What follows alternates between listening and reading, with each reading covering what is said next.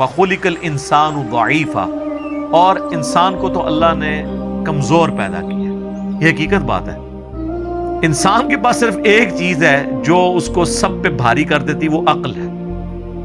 باقی ہماری جتنی کیپیبلٹیز ہیں نا وہ جانوروں سے بہت کم ہے.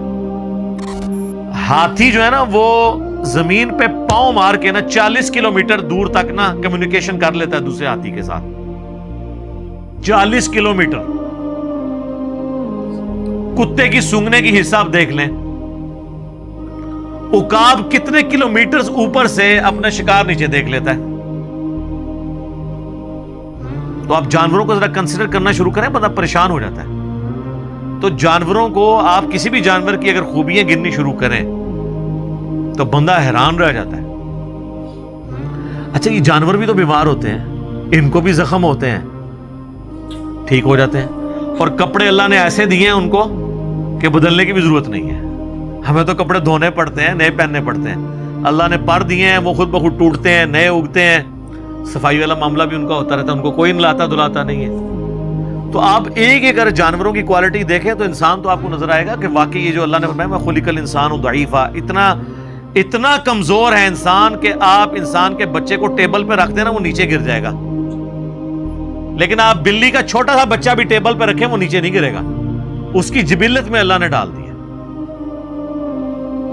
یہ جو مرغیوں کے چھوٹے چھوٹے چوزے جب نکلتے ہیں انڈے سے، کس اسکول میں جاتے ہیں وہ؟ دانا چگنا سیکھنے کے لیے، پانی پینے کے لیے.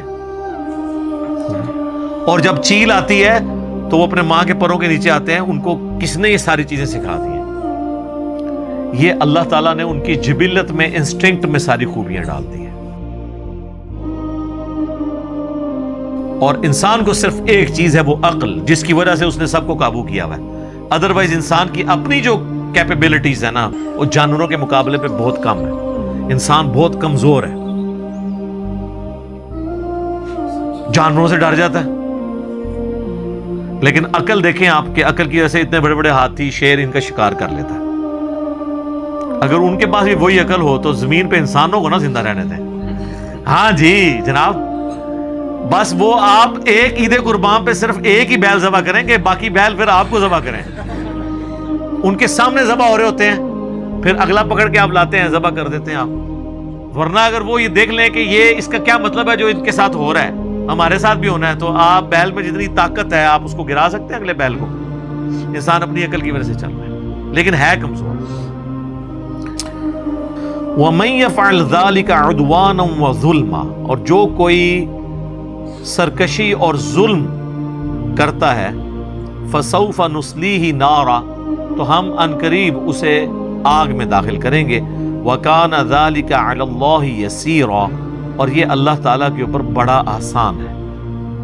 یہ قیامت مضمر ہے اس جملے میں کہ اللہ پہ یہ بڑا آسان ہے کسی کو آگ میں پھینکنا. اس کا مطلب آپ کو پتا ہے؟ آگ میں تو ہمارے لیے بھی آسان ہے، اگر آپ پاس اختیار ہے تو آپ پھینک دیں گے. یہ بیسیکلی اس نظریے کا رد ہے جو آج کل ایک ماڈرن ایج میں بہت بڑا فتنہ چل رہا ہے کرسچنز کی طرف سے. وہ کہتے ہیں جی مسلمانوں کا خدا جو ہے نا وہ عذاب کی ہمیشہ وعیدیں سناتا ہے اور ہمارا خدا تو آل لونگ ہے. خدا تو وہ ہوتا ہے جو ہر حال میں اپنی مخلوق سے پیار کرے. تو اس میں تو ظاہر یہ آیت نہیں بیٹھتی کہ جی اللہ پہ بڑا آسان ہے کسی کو آگ میں پھینکنا. انسان کے لیے تو اختیار بھی دیا ہو دل پسیج جاتا ہے. ہم تو ایک بلی کو نہیں آگ میں پھینک سکتے. اللہ کہہ رہے ہیں میرے لیے آسان ہے. یہ بتایا جا رہا ہے کہ اللہ تعالیٰ کے وہ جذبات نہیں ہیں. یہ جو لوگ اکثر کہتے ہیں نا جی اللہ ماں سے بھی 70 گنا زیادہ محبت کرتا ہے.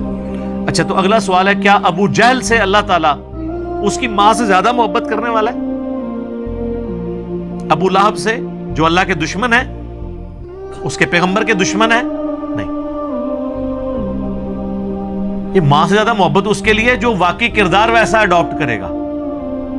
اور اللہ کے کوئی جذبات نہیں ہیں، یہ مخلوق کے جذبات ہوتے ہیں.